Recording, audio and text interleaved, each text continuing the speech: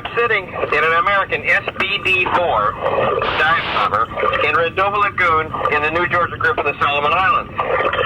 Directly over my head on the 30th of June, 1943, American troops were disembarking from their landing craft to begin their assault on the Japanese-held island. At that time, it was thought that the campaign would be brief, no more than a few weeks at most. But the Japanese defense was tenacious, and combined with dense jungle and clinging mud, the American advance was slothly. This battle for New Georgia was one of the most crucial engagements in the War of the Pacific. I'm Kevin Juergensen. Join us as we search for the lost warriors of the South Pacific.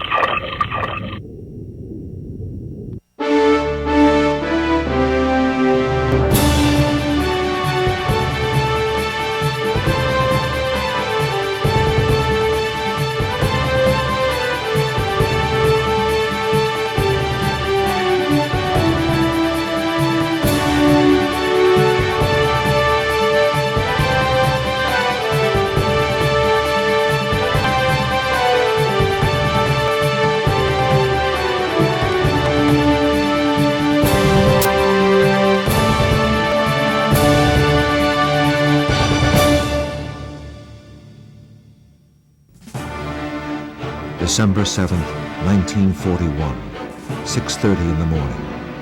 A squadron of bombers from Japan, led by unseen submarine, flies toward the American-controlled islands of Hawaii. One day before, on December 6th, President Roosevelt himself had made a last-minute appeal to the Japanese emperor to avoid war. The official Japanese response to this appeal was delayed, just long enough for their bombers to make the rendezvous with the Hawaiian island of Oahu. Pearl Harbor, the United States Navy base, home to the 7th Fleet. Almost every ship is in port. Only the aircraft carriers are at sea. This would one day prove to be a critical mistake by the Japanese.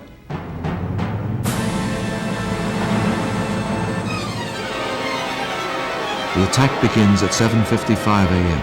and is relentless. Ship bombed and torpedoed. People running on the street docks are strafed by Japanese machine guns. For 2 hours, a one-sided battle rages.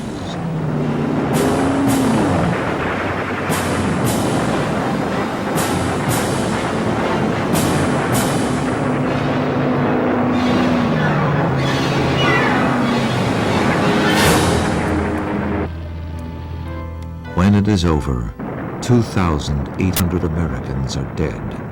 All ships are sunk or damaged. Cruisers and destroyers are hit. 6 air bases are heavily damaged. Most of the United States planes lie destroyed on the ground. Japanese losses total 55 men, 3 submarines, and 29 of the 353 airplanes that had made the attack. The United States had been awakened to the harsh realities of war.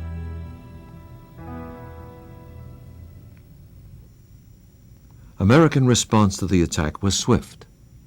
December 7th, 1941, a date which will live in infamy.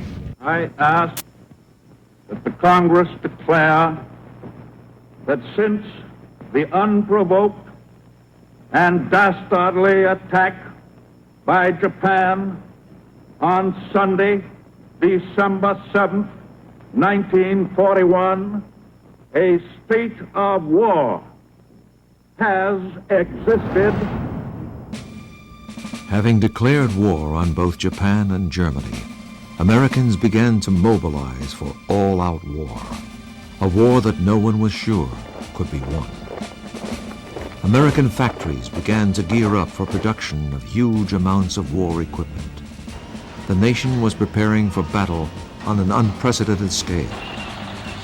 Early in 1942, Roosevelt called on industry to produce war materiel as it had never been produced before.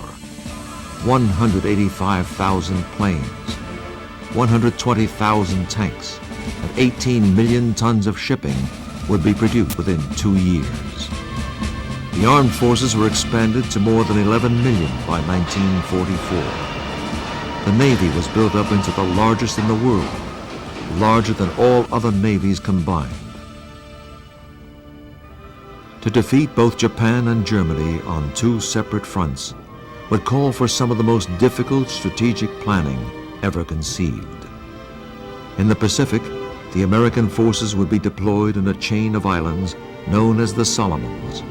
These included the island known as Guadalcanal and the New Georgia Group Islands, including the islands of Munda and Mindova.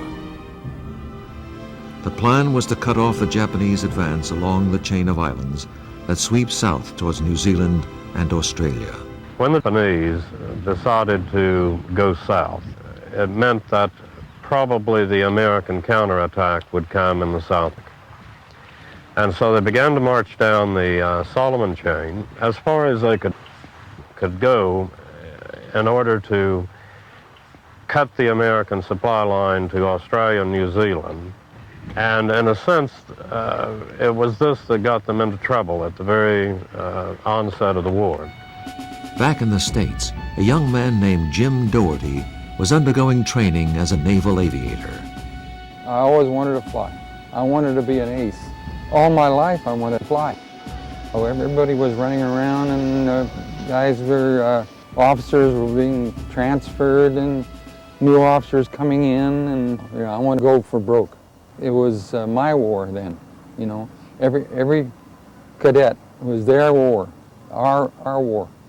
So we were ready to go. We were young, we're 22 years old. We're ready to go without any more ground school. On August 7th, 1942, exactly 8 months to the day after the Japanese raid on Pearl Harbor, the Marine 1st Division landed on the northern coast of the island called Guadalcanal, known simply to the Marines as the Canal. It was here that the Japanese were building an all-important airfield. This marked the first American offensive of World War II. It would take a year and a half to flush the Japanese out of the Solomon Islands, leaving tens of thousands of Japanese and American soldiers dead, the fiercest fighting the world has ever seen.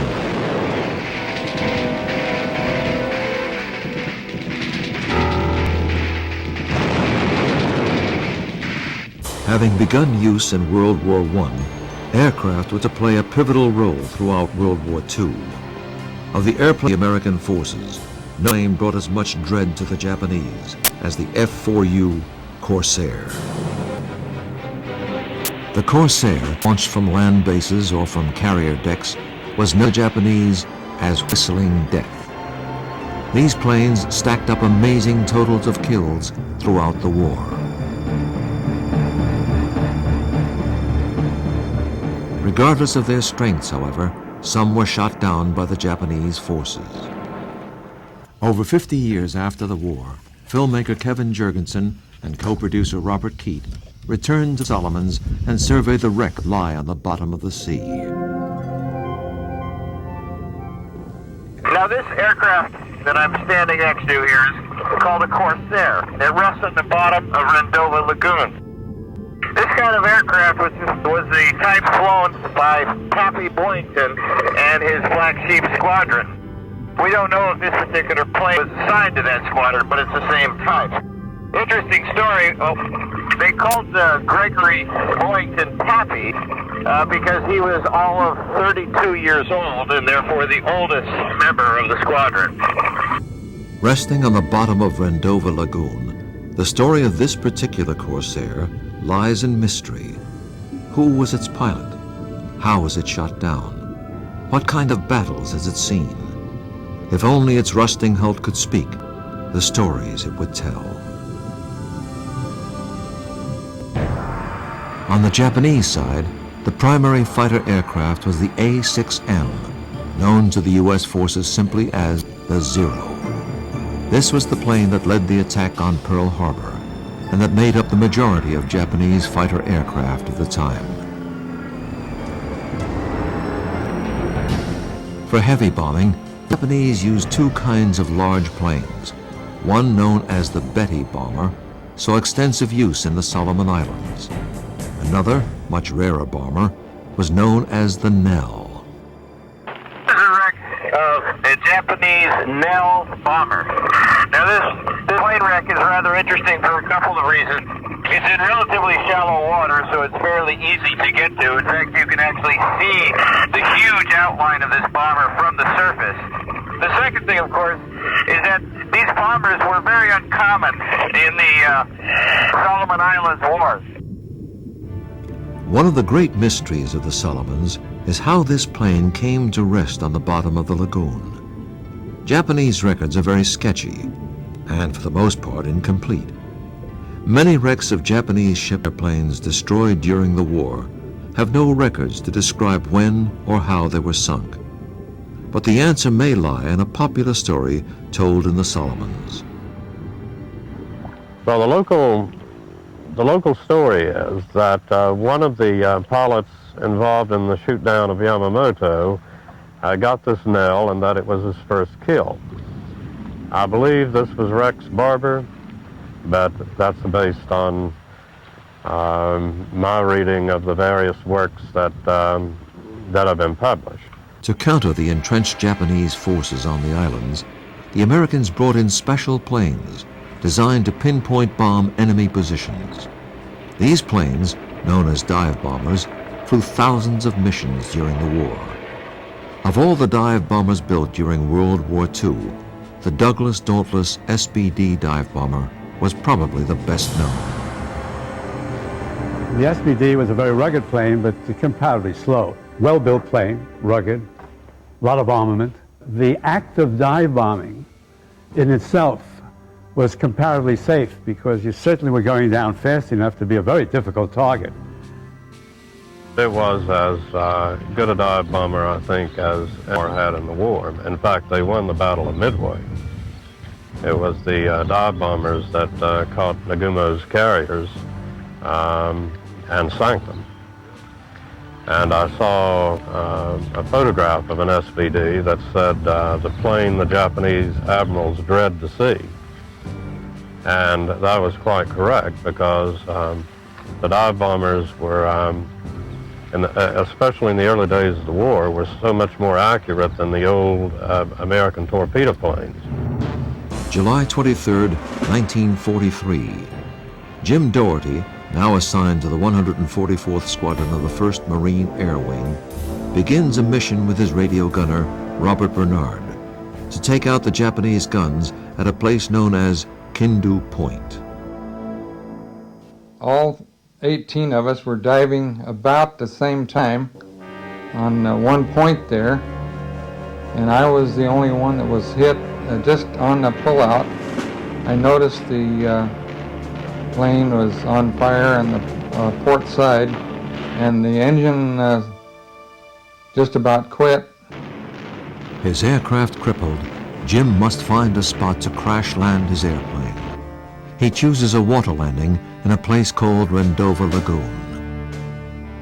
I knew exactly from briefing where to put that plane down, and that was in Rendova Lagoon.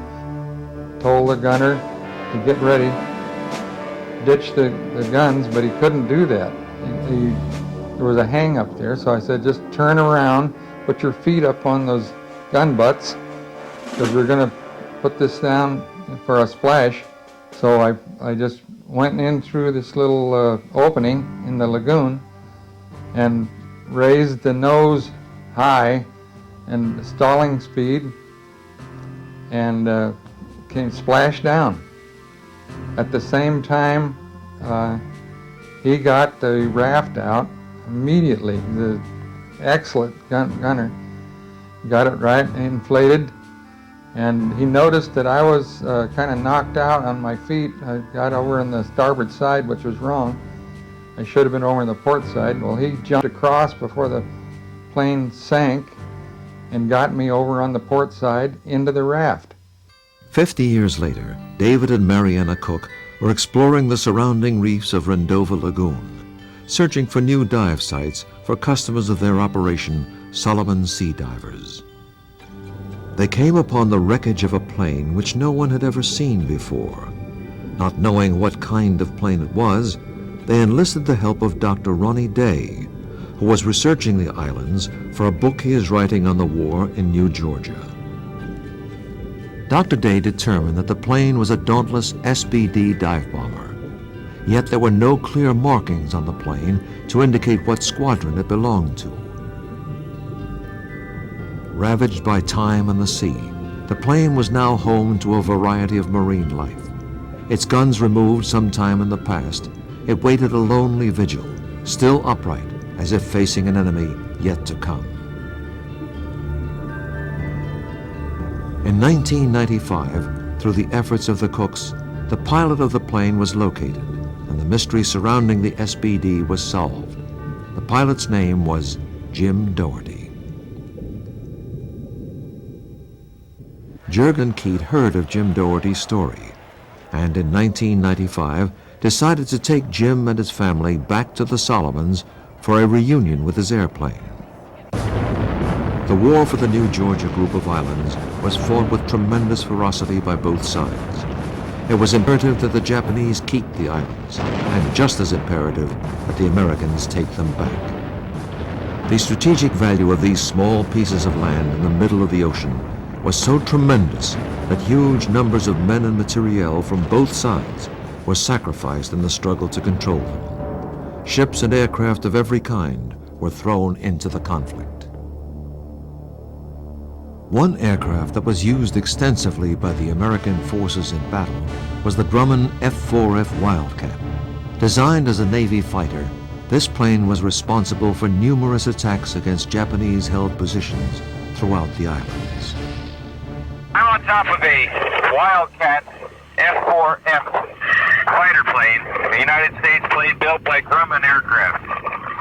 This plane almost single-handedly won the air war of the Pacific for the United States.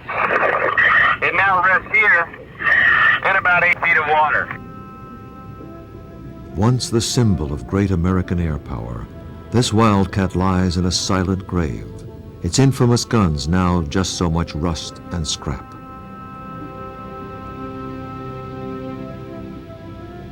The Solomons are some of the most remote islands in the South Pacific. This part of the ocean is dotted with thousands of islands and atolls and contains some of the most beautiful reef systems in the world. Average water temperatures are in the 80s throughout the year, which lends itself to an incredible diversity of life. But amongst this life are the remnants of death. Along the chain of islands in the South Pacific, thousands of ships and planes lie in tatters along the bottom of the sea. Victims of battles or scuttled as scrap after the war, the material lying on the ocean floor is a living testimony of human conflict and suffering. Here we see the wreckage at a place called $1 Million Point in Vanuatu. At war's end, a pier was built, and any surplus war equipment that could still function was driven off the end and dumped into the sea.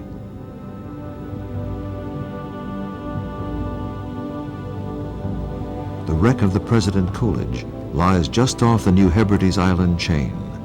Used as a troop transport, it was accidentally sunk by a naval mine that was placed by American forces.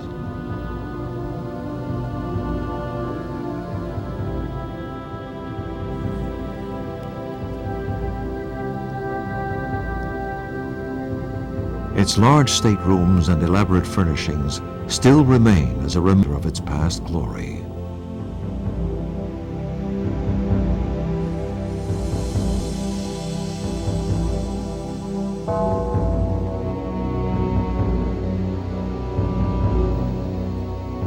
No other place on Earth still bears the scars of war like the islands of the South Pacific.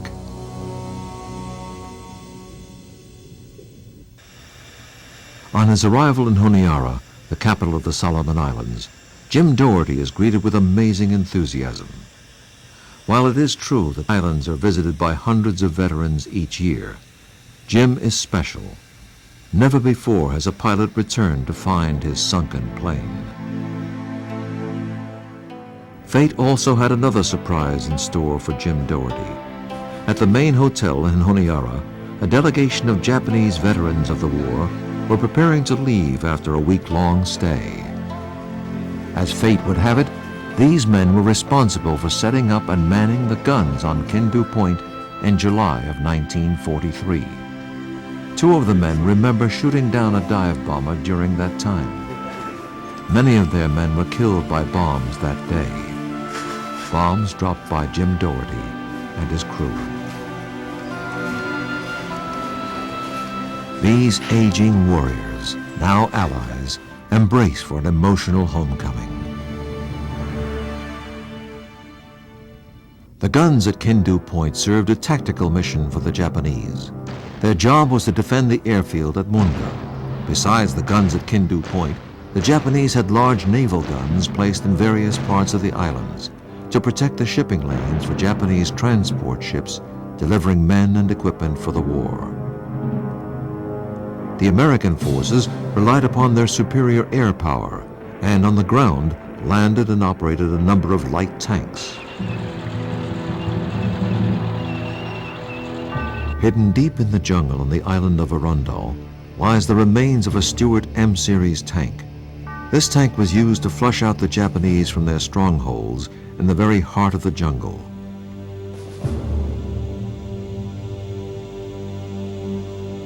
In 1943, it and its crew were the victim of an ambush.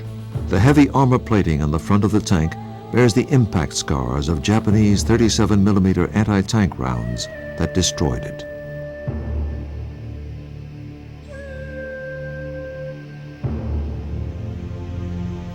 Though the Japanese guns at Kindu Point and the naval guns of Enoge were established to protect supply ships, they were quite unsuccessful in July of 1943 in protecting the transport ship Kasimaru. I'm standing next to the bow of a Japanese transport ship known as the Kasimaru, which was sunk here by Russell Harbor in 1943. Her shattered hull and burned-down hold provide silent testimony of the fierceness of the war at sea during the battle for New Georgia.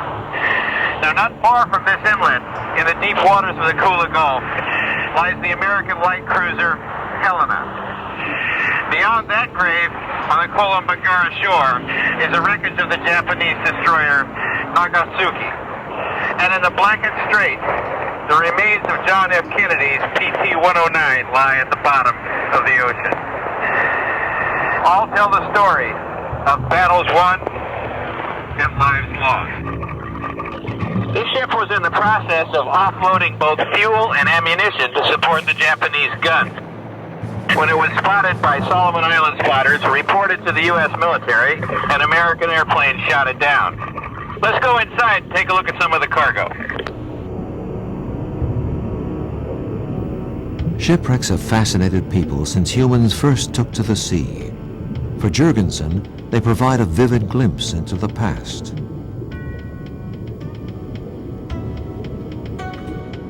Over here, we have one of the lifeboats of the ship resting on its side.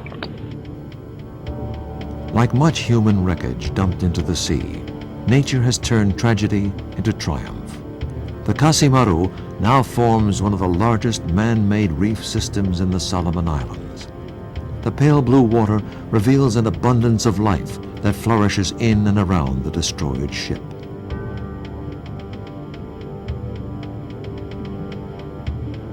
What I'm in front of here is the area of the ship that was literally blown out when it was strafed. This particular part of the hold of the ship contained fuel and aircraft gasoline.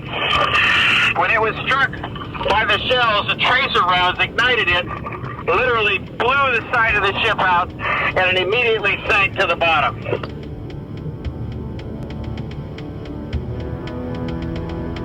And then how do we know that the fuel was the source of that explosion? Well, we just have to look around us.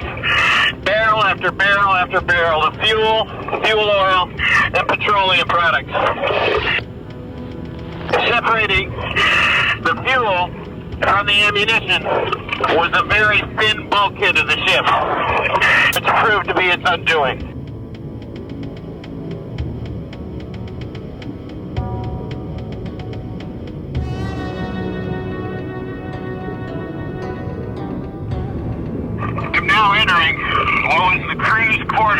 of this ship. A very narrow passageway which leaves the interior part of the ship. In here is where the crew slept and where many died.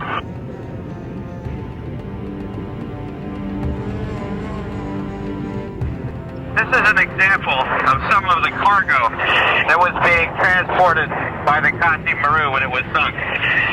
This looks to be about a 5-inch shell, more than likely destined to be used in some of the shore batteries, the guns that were pointed out into the harbors to fight against the American cruisers and destroyers. These shells are still live and are extremely dangerous. These are very large cargo shells. They look like they may be anti-tank or anti-aircraft shells, like 20 millimeters. There are cases upon cases of them on this ship, all over. As exciting and intriguing as wreck diving may be, it is also one of the most dangerous of the diving sports.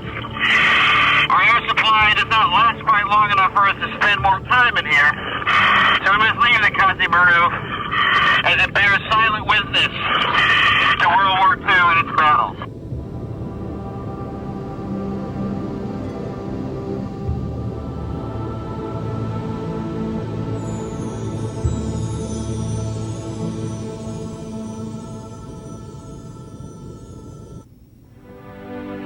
Jim Doherty has come to the islands with a secret that he must now share with Juergensen and Keet. Originally, the plan was for his daughter Candace to scuba dive on the airplane and remain intact with her father on the dive boat through the use of underwater communications equipment. Due to Jim's age and lack of dive training, he was not considered as part of the dive plan. But before leaving for the Solomons, Jim visited his doctor and was cleared for diving, a fact he has yet to reveal to the dive team. I'm ready to go down on the ship, Bob. I asked the doctor if I could go down 50 feet on see my ship. And he said, oh, you're going down there? Sure, you can go down there all day long. Your heart's perfect. You don't have to worry about that. Just go over there and do it. Yeah, go for it. Okay, Jim.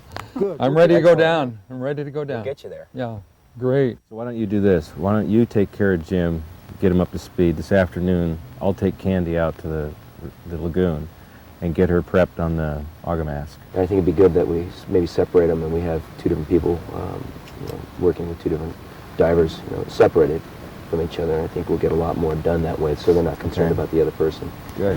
With the dive crew comprised of no less than 3 dive instructors and a dive paramedic, Juergensen and Keet decide to give Jim a preliminary dive lesson to see how he would react to his first encounter with the underwater world. You can equalize. Okay. It is agreed that Juergensen will train Candace on the use of the specialized scuba gear, Yeah. while Keet will handle Jim's checkout dive. Yeah, you might want to watch your hair for the seal. There you go. Jim Doherty, a former Marine bomber and fighter pilot, passes the test with flying colors. He is now ready for his date with destiny. You're doing great, mate. The day begins with the dive team traveling to the island of Lubaria. It is here that the team will prepare to take Jim out to his plane. Even in this remote part of this Solomon chain, Jim's story is well known to the locals.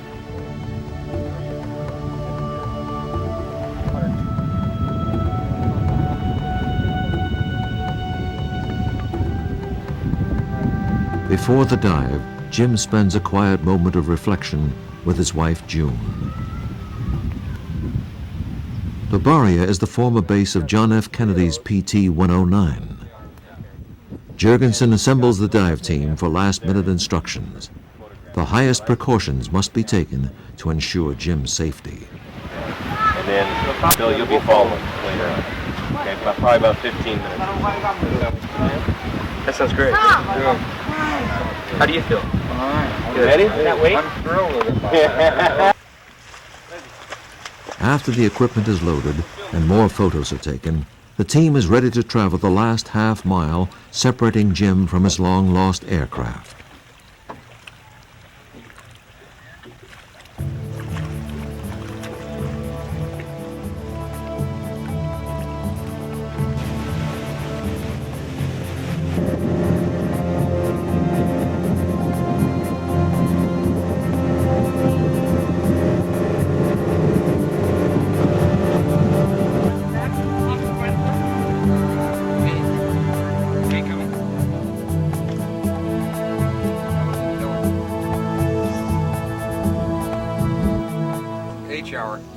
years ago, right? That's right.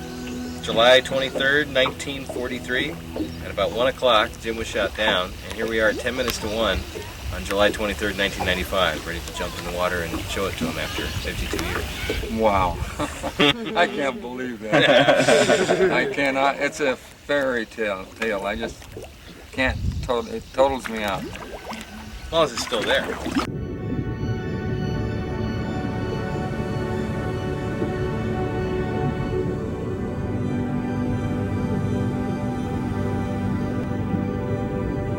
For safety, Jim is brought down on the arms of two of the dive instructors, Dave Cook and Bill Angione.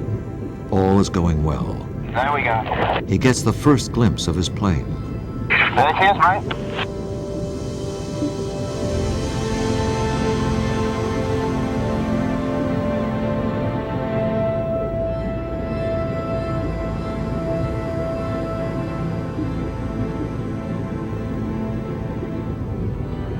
A last-minute check by Juergensen confirms that Jim is ready for the final descent. Okay, Jim. We're looking good. We're looking great. Okay, matey, let's go another 6.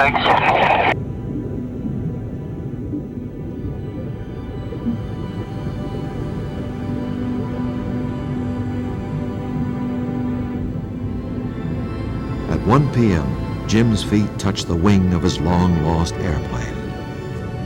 Touchdown! Yeah, it's all right. Amazing, amazing. 52 years to the day, and you're touching the aeroplane. I'm proud of you, mate. You did fantastically well. Hey, looking good. And there's a cockpit there. Beautiful little airplane. Oh yeah, there's a stick right there.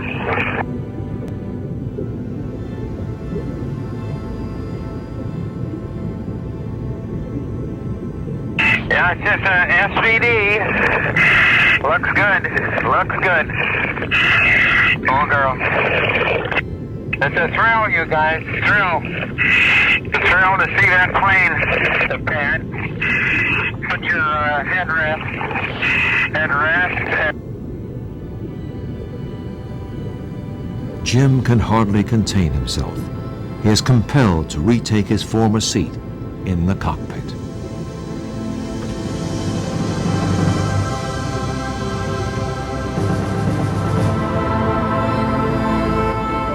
Yeah, they took the guns off. Yeah, 2 guns right there. At the windscreen. Should be a sight right there. Yeah, that's oil gauge, I think, right there.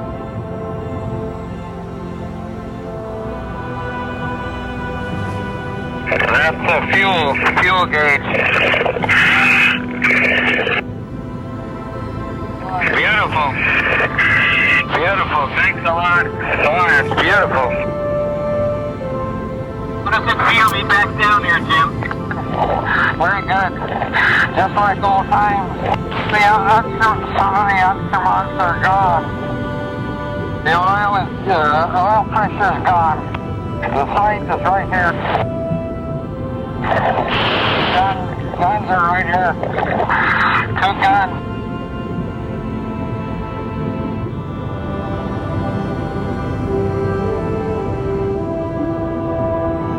Beautiful airplane. I know, there's a sight right there. Greenhouse. As Jim surveys his plane, the memories come flooding back. The pad. Put your headrest. Okay, start your rollout. 16,000, dropping to 5,000.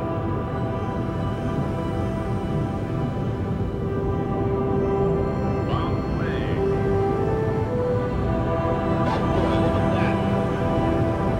Oil on the canopy. Jim, we got port side smoke. Port side smoke.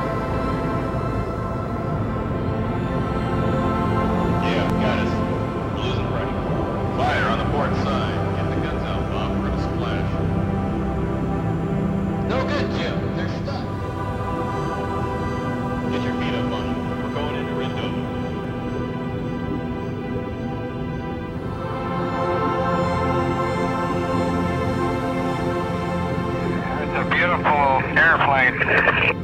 Wonderful. Elevators. There's the rudder. Okay.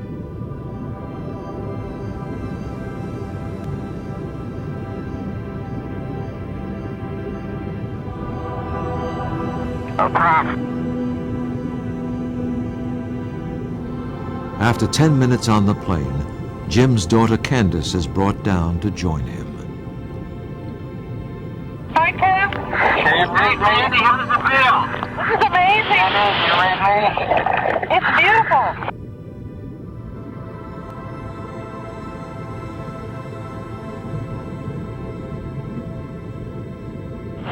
Hey, Candace. What are you doing, Dad? Right where it's at. Right there. There's a stick right here. That's where you said. Almost. That's a gun. Dad, what is that for? The story of Jim's shoot-down in World War II is one that Candace has heard her entire life. That button is for the gun. Finally, father and daughter together share a piece of history that will endure for generations.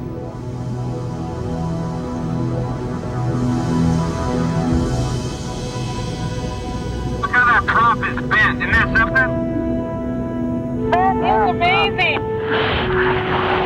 Bent prop, all right. Why?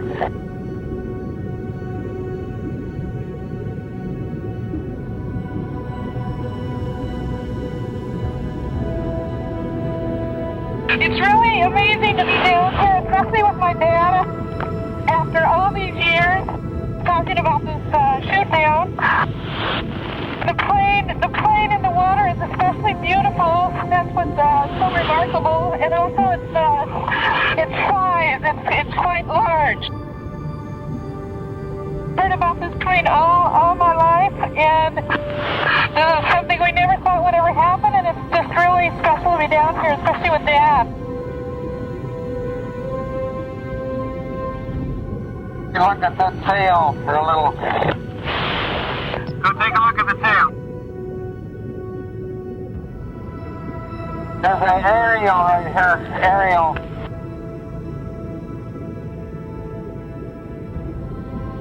After an all too short reunion, it is time for Jim to ascend back to the world of air and skies. A final congratulatory handshake with Juergensen seals an experience that will last a lifetime. Congratulations, pal. We'll see you on the top.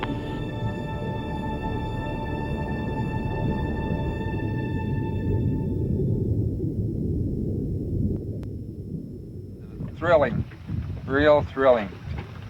Just to see that plane still there, it's undisturbed. There's a couple of guns gone, but we don't care.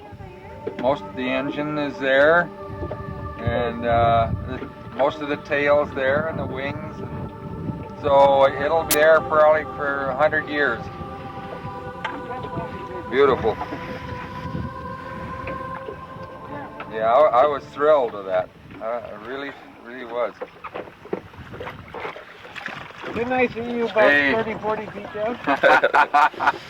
How you doing? Good, wonderful, wonderful. To know that Super. you flew it, Well, that's fighting for our country. Sure. It's emotional, but it happened. Yeah. You know, and I'm here, and you're here. Excellent. And sure. You did a great job today, Jim. Thanks a lot. Oh, thanks. You did it. You and your buddies. You did it. Oh. You did it. To dive a success, the team celebrates with impromptu balloons. Hey, what's this now, eh? Celebration balloons. Okay, we got a little celebration here. Yeah, wonderful. Jim got us to take him down on this plane because he said there was a 52-year-old bottle of Chivas somewhere hidden on board. Yeah. We're a bit disappointed because it wasn't there. We think it was a ruse. I wish I had about a pint.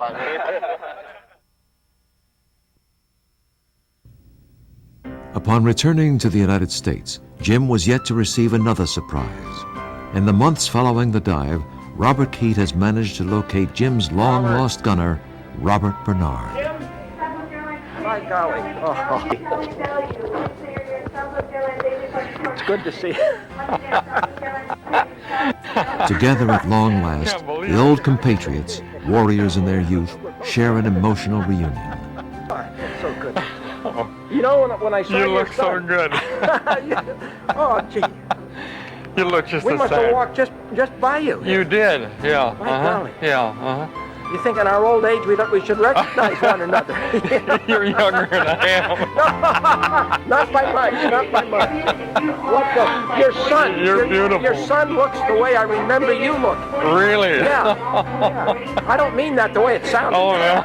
You're beautiful. Good to see you. Isn't that good? This is just so amazing, really. So amazing.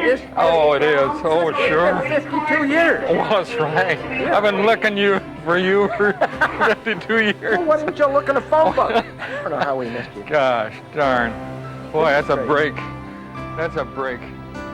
Though the years have passed, time has not erased the memories or the friendship of these two men. Oh, my golly.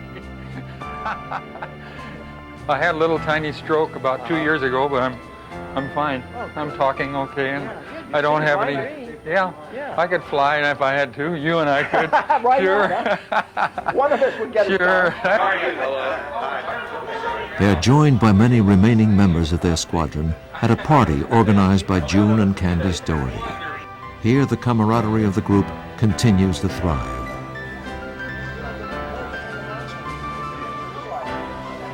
Older, and in many cases more frail, they can still remember the events of a half a century ago as though it was yesterday. By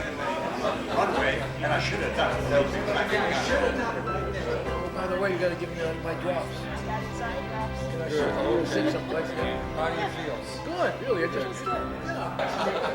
These memories are rekindled by the many stories told in ever greater detail as the years pass. We are fresh from ordnance school in Quantico. We got orders to load up the SBDs, 17 of them that we got into commission with 1,000-pound bombs. And I do recall that there was a delicate part of this blockbuster, as it were, with a little fan, if you recall, on it, that if it spun around while it was dropped, it would arm the bomb. And I looked up with reverence and godlike look in my eyes, and I said, Jim, where does the arming wire go to keep the fan from turning and arming the bomb? And he said, Millie, I don't know one end of the bomb from the other. And this is my ordnance office. You went to work. That was the last bomb I put in the racks with that guy. When you came in, I got the word that you were the tops. Well, that's nice of you to say that, Jim. No, that's I mean, I was young and stupid then. No, you weren't. Now I'm old and stupid. No, you were good because you were good with those guns. Doherty, the gentleman seated here, he was an outstanding pilot. And I had a lot of respect for him. And we work in a tandem, so to speak. In other words, I'm protecting his behind from the rear. Sort of goes together, doesn't it? Sure. Yeah. And he's from the front, and we have to. We were always surrounded by bursts of ack-ack. Yeah. All around us all the time. And you wondered when was the next one going to hit you. But you get used to it. Yeah. Mm-hmm. Yeah. It's just like looking out the window and seeing the trees. You know that they're going to be. They were lousy shots. They were. Terrible. Except once. Once. Yeah.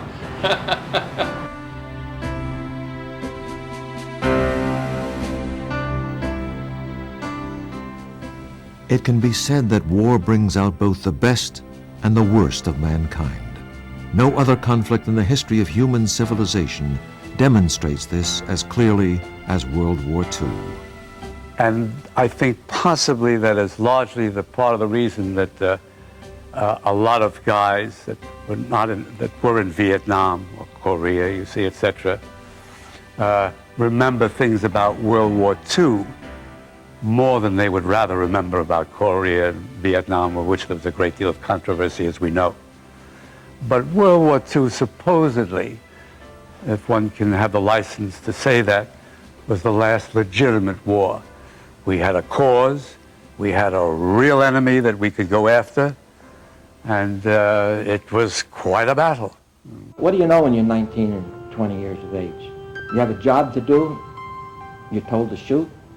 They teach you how to shoot, they teach you how to shoot straight. They tell you you're the best in the world, you're the best dressed in the world. You believe all this.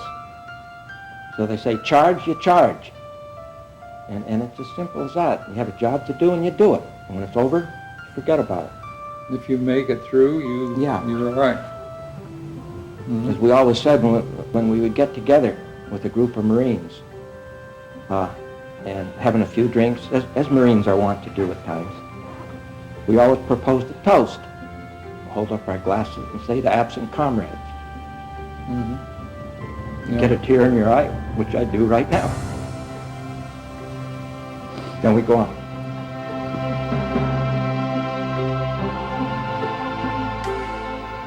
For Jim Dougherty and Robert Bernard, the unfinished business of World War II has now been completed. If you look at New Georgia and the broader scope of the entire war, it doesn't seem to be a terribly significant battle. And in fact, not a great deal has been written about it. But a number of Americans died here, and an even larger number of Japanese, in the sense that most Americans felt that this war was a necessary war. Then the battle for New Georgia was a necessary part of winning that war. The war for the New Georgia Islands is but a fading memory held in the minds of the men that fought there. For many, World War II is remembered as the last truly great conflict that the world will ever see. Like all war, it left its scars deep in the minds and bodies of those who fought in it. But unlike any war, these battles left reminders for later generations to witness. Reminders that even the worst of human conflict can expose the very best of the human spirit.